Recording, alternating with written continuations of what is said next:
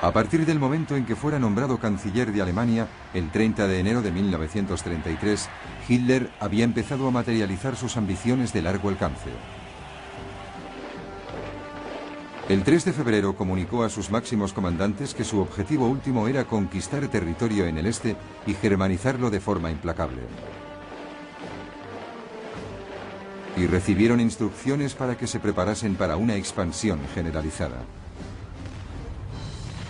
A pesar de que a Alemania se le había prohibido tener tanques, un tratado secreto con la Unión Soviética en 1923 le había permitido desarrollar diseños de tanques y experimentar con nuevas tácticas móviles blindadas. Jóvenes y enérgicos oficiales alemanes como Heinz Guderian leyeron las teorías de pensadores británicos como Basil Liddell-Hart y el coronel John Fuller. Incluso habían observado ejercicios llevados a cabo por los británicos en la década de 1920 en la llanura de Salisbury. De ahí sacaron la idea de unidades que se moviesen rápidamente, combinando tanques, artillería e infantería que pudiesen abrirse camino deprisa y penetrar profundamente en territorio enemigo.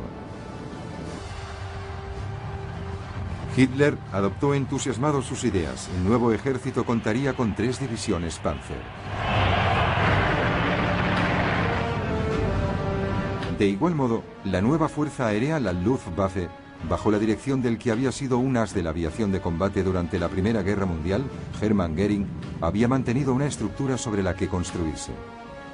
Durante los años en que las fuerzas aéreas habían sido oficialmente prohibidas, Alemania había mantenido su capacidad de diseñar gracias por una parte a la construcción de máquinas civiles y por otra a los clubes de aviación y de vuelo sin motor que proporcionarían una reserva potencial de tripulaciones. Hitler reveló la existencia de la Luftwaffe en marzo de 1935.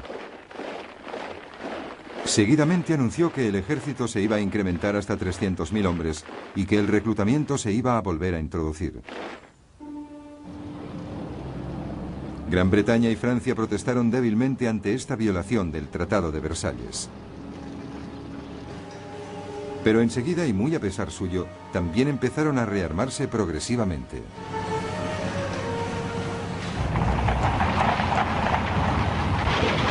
Hasta este momento Hitler había sido modesto en sus objetivos.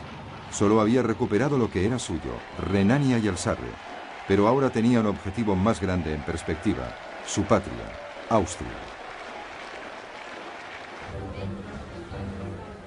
En 1934 los nazis austríacos habían intentado hacerse con el poder. Después de todo, los austríacos hablaban alemán, aun cuando nunca hubiesen formado parte de un Estado alemán, y el movimiento fascista era poderoso en el país. En febrero de 1938 se descubrió otro complot nazi. El canciller austríaco Kurt von Schuschnigg protestó ante Hitler. Hitler respondió exigiendo que Austria dejase de maltratar a los nazis austríacos y se uniese a Alemania.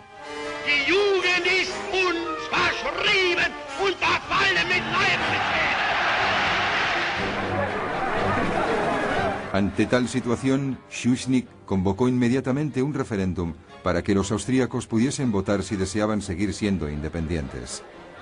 Pero el 12 de marzo de 1938, en la víspera del referéndum, Hitler, temiendo que pudiese tener un resultado para él equivocado, envió sus tropas. Una total sorpresa y una acogida entusiasta por parte de los simpatizantes nazis hicieron de ella una invasión sin derramamiento de sangre. En pocas horas Hitler anunció la incorporación de Austria al Tercer Reich. Por primera vez, una nación soberana había sido anexionada a una gran Alemania. Tampoco esta vez Hitler fue castigado por su agresión.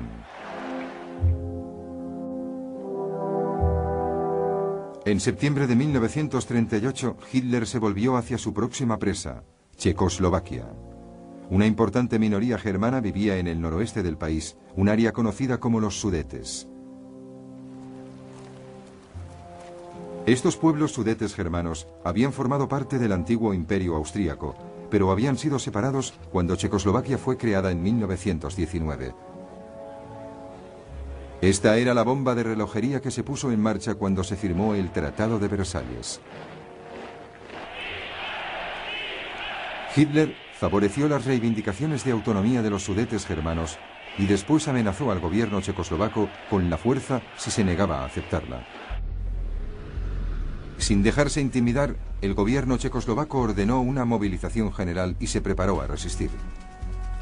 El ejército checoslovaco era numeroso y estaba bien equipado, con imponentes fortificaciones en su frontera con Alemania. Hitler retrocedió. A principios de septiembre, el primer ministro británico, Neville Chamberlain, preocupado ante la inminencia de la guerra, decidió actuar como pacificador.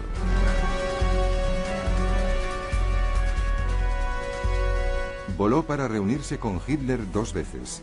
El dictador nazi le aseguró que si pudiese tener los Sudetes, no haría más reclamaciones territoriales en Europa.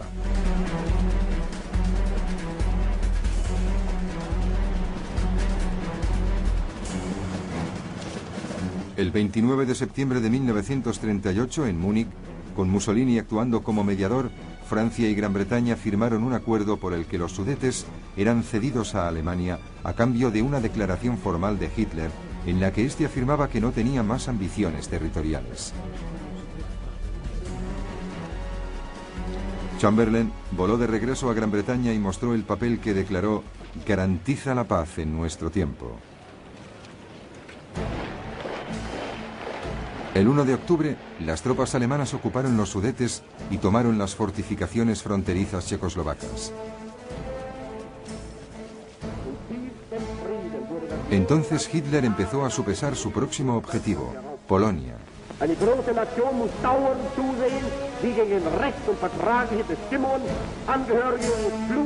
Una vez más, la causa nominal era una minoría germana aislada a consecuencia del Tratado de Versalles.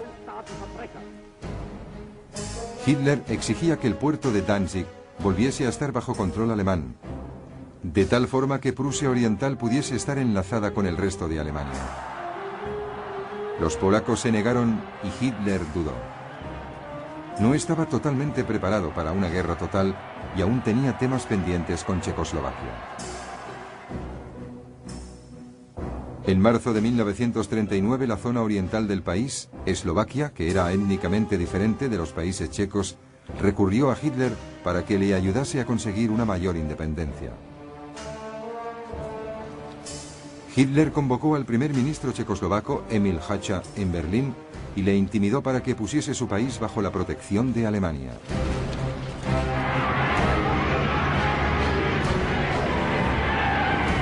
Seguidamente, las tropas alemanas entraron con paso firme en el resto de Checoslovaquia sin encontrar resistencia. La mayor parte del país fue anexionada al Reich. Eslovaquia fue declarada protectorado.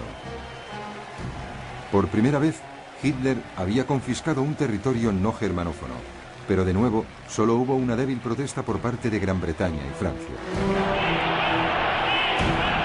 A finales de marzo volvió a repetir su exigencia de que Polonia cediese Danzig. Esta vez Francia y Gran Bretaña declararon claramente que si atacaba Polonia, declararían la guerra. Pero para entonces a Hitler ya le importaba poco lo que hiciesen. Estaba seguro de que serían unos contrincantes débiles e indecisos.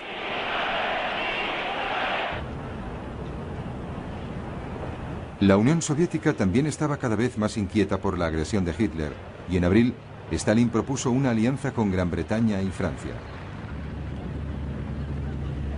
Pero las negociaciones no progresaron y finalmente Stalin perdió la esperanza y decidió que existía otra solución a la amenaza alemana.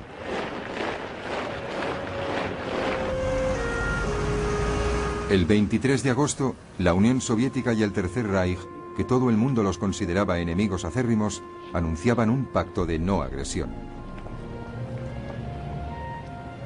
Este acuerdo especificaba secretamente que Polonia sería dividida en 2 países y que Stalin tendría carta blanca para hacerse con el poder. Libre de toda amenaza rusa, Hitler ordenó a sus fuerzas armadas que se preparasen para una invasión inmediata. El 31 de agosto por la tarde, las unidades de la Wehrmacht se dispusieron para el ataque. Su Führer había tomado la decisión que sumiría al mundo en la guerra.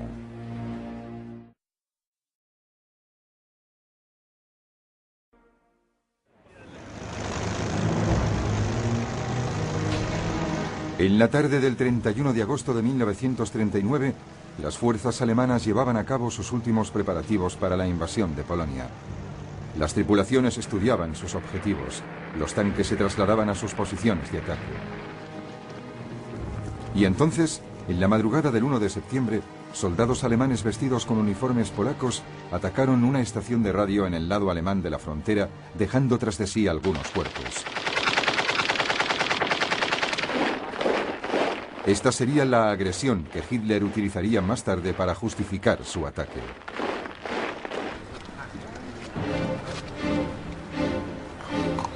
A las 8 de la mañana, aún antes de que se hubiese declarado oficialmente la guerra, tropas alemanas apartaron por la fuerza las barreras de la frontera polaca y fuerzas móviles la cruzaron velozmente. 2 días más tarde, el 3 de septiembre, Gran Bretaña y Francia declaraban la guerra a Alemania, haciendo honor a su promesa de estar dispuestas a socorrer a Polonia. Pero para entonces Polonia ya estaba teniendo graves dificultades. No solo los alemanes superaban en número a los polacos, sino que estos se enfrentaban a una nueva forma de guerra para la que estaban mal preparados, la Blitzkrieg o guerra relámpago.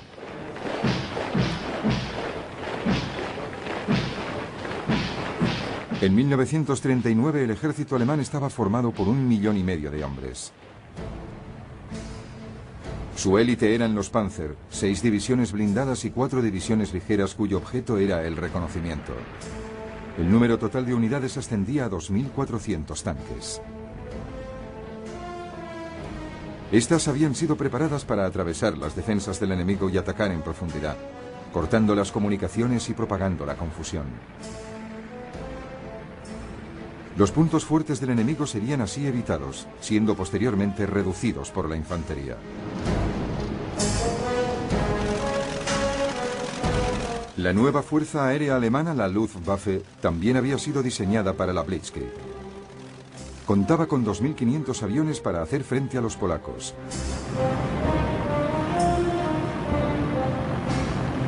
Lo más notable era el avión de bombardeo en picado Junkers Ju-52 Stuka.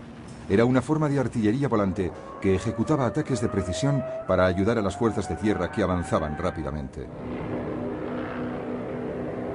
Los polacos solo podían reunir 600 aviones, la mayoría de ellos más viejos y peor equipados. En tierra, las cosas iban igual de mal. El ejército polaco solo contaba con 500.000 hombres. Tenía únicamente 880 tanques y contaba con 11 brigadas de caballería, lanzas y caballos contra el blindaje. Pero no fue solo el número de soldados lo que proporcionó una ventaja a los alemanes. Utilizaban los Panzers de una forma radicalmente nueva, como unidades separadas que atacaban con fuerza. Los tanques polacos se habían dispersado para poder ayudar a su infantería. El trabajo de los polacos se había vuelto aún más difícil después de que los alemanes tomasen el poder en Checoslovaquia. El oeste del país, incluyendo su capital Varsovia, estaba ahora rodeado por 3 lados de territorio controlado por los alemanes. Esta ventaja geográfica resultaba fundamental para el plan general del ejército alemán. La tarea de la primera ofensiva de los tanques era proporcionar un gran avance inicial. Pero en realidad, ganar la guerra dependería de profundos movimientos de tenaza planificados para rodear y aplastar al enemigo. Estos serían ejecutados por el Grupo del Ejército del Norte bajo las órdenes del general Fedor von Bock. Este lanzaría 2 ofensivas desde el nordeste de Alemania y Prusia Oriental. El Grupo del Ejército del Sur, a las órdenes del general Kerr von Rundstedt, lanzaría 2 más desde Silesia y Eslovaquia. El objetivo sería que las tenazas se cerrasen cerca de Varsovia y Brest-Litovsk.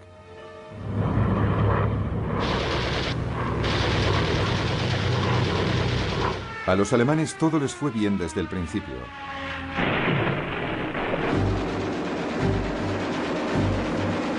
La fuerza aérea polaca fue eficazmente eliminada en los 2 primeros días.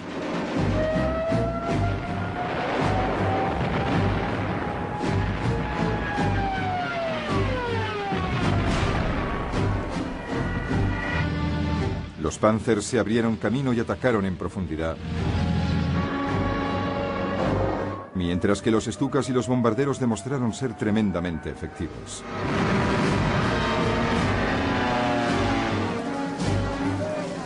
Los defensores polacos fueron divididos y separados, inmovilizados en bolsas que proporcionaron un gran número de prisioneros.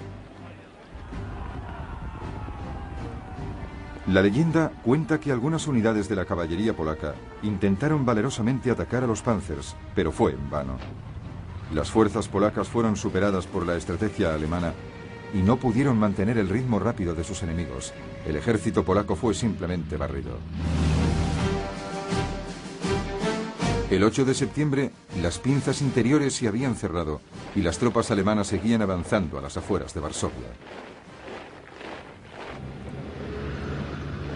El 17 de septiembre, las pinzas exteriores se encontraban en Brest-Litovsk.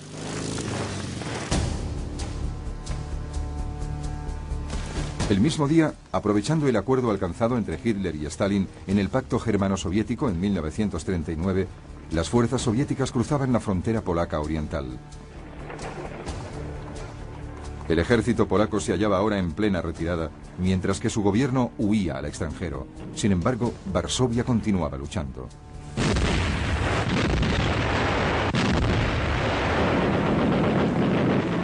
Sus defensores rechazaron la oferta alemana de rendición y como consecuencia toda la furia de la Luftwaffe y un bombardeo de la artillería cayeron sobre la ciudad.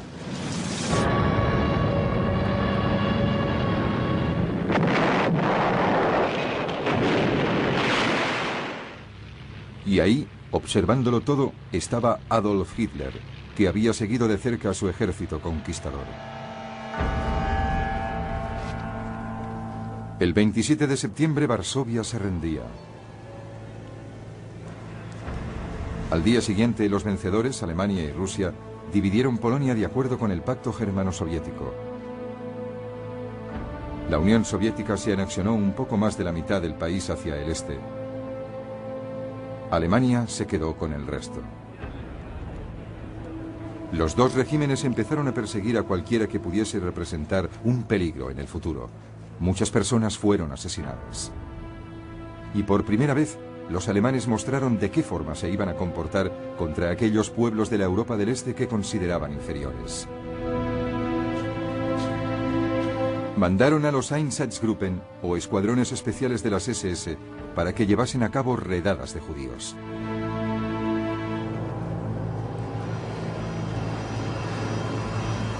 Se obligó a la mayor parte de estos a vivir en los guetos de las principales ciudades en los que morirían de hambre. Otros fueron ejecutados en el acto.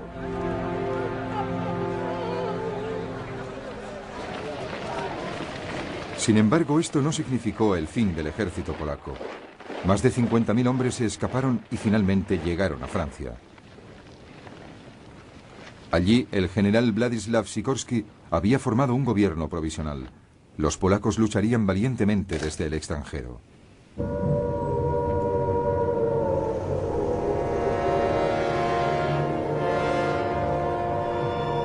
En Gran Bretaña, las sirenas que avisaban de ataques aéreos habían empezado a oírse a los pocos minutos de que el primer ministro Neville Chamberlain anunciase el inicio de las hostilidades.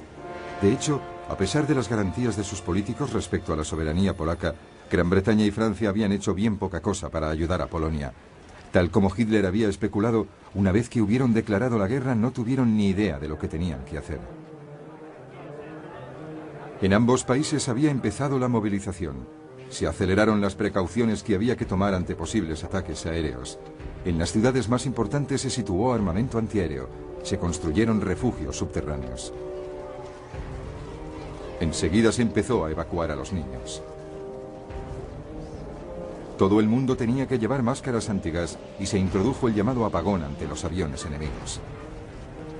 El ejército británico empezó a desplegar su muy reducida fuerza expedicionaria, formada por 4 divisiones en el norte de Francia. Las tropas francesas penetraron un poco en la frontera alemana, pero se negaron a avanzar más allá de la cobertura protectora de la artillería. La iniciativa seguía estando firmemente en manos de Hitler, y este por lo menos sí tenía claro qué iba a hacer a continuación.